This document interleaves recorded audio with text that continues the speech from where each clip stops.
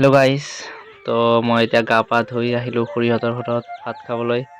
ইফালে পিঠা বনাই আছে খুৰীহঁত, মানে আজি ইহঁতৰ ঘৰত আলহী আহিব।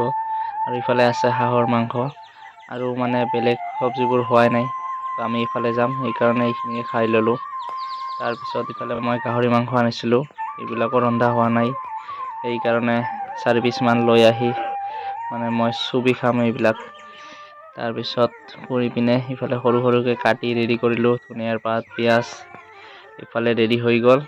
তো এতিয়া অলপমান খালোঁ, খাই পিনে আমি দুয়োজনে ওলালোঁ। এতিয়া যাম আমি গৌৰীপুৰ।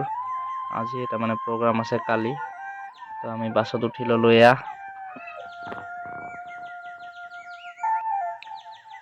তাৰপিছত এতিয়া আহি পালোঁ গৌৰীপুৰ, ইয়াতে ৰখি আছোঁ, আমাক ল'বলৈ আহিব। অলপ পিছত আহিলে স্কুটি দি ল'বলৈ আমাক। তো আমি এতিয়া গৈ আছোঁ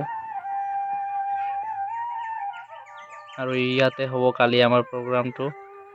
তো ইফালে আমি আহি পালোঁ, প্ৰেক্টিচ কৰিম ইয়াত এই ঠাইটোত। তো ইফালে আছে আৰু বাকীবোৰো।